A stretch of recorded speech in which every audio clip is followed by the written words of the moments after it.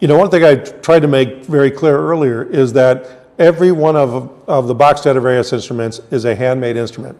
So if you think about what that means, if you were to watch how this is made in the process, there are processes, let's say in making the bell, for example. It's called a one-piece hand-hammered professional bell, meaning it started out as one piece of brass. It goes through a special process to get molded, and then we put a braze of seam into it, and then it's all hammered, right? And so when you think about hammering the bell back into shape to make the bell, there is no way that a person is going to be hitting it in the same place every time, right? So you get really slight variations due to hammering, for example. When you're buffing, when you're rough buffing and you're running the bell or running parts on strap wheels or buffing wheels with buffing compound, you're removing material. Are they removing the exact same material every time? Probably not. So when you look at any kind of little variation that is possible in every process, what that is going to do is that every trumpet is going to play a little bit different than the next. And we actually do that by design.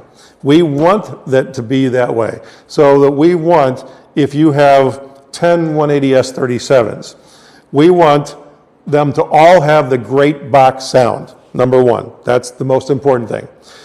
But as far as response, articulation, tone, timbre, those types of things, we want them to be a little bit different so that you can find the one that works for you as the player. Because I can be with another trumpet playing friend, we can play the same trumpets. I may like this one very well.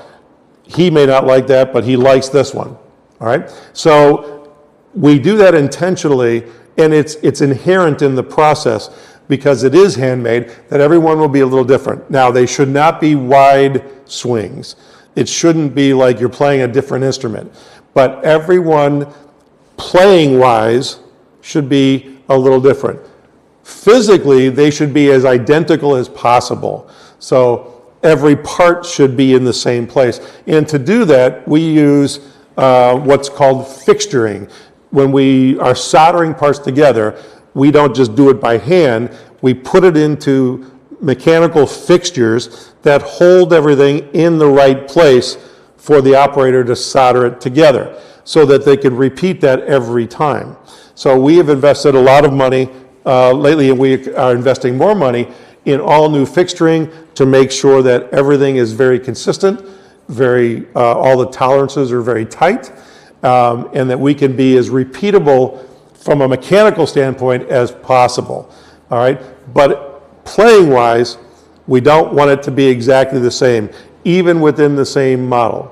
But when you go from one model, let's say a 190-37 to a 190-43, you should feel a big difference because it's a different specification. You have a different bell, or if you get an X model or a V model, those will feel quite different from the other models. But within those product lines, they should feel very, very similar, but they should not be exactly the same.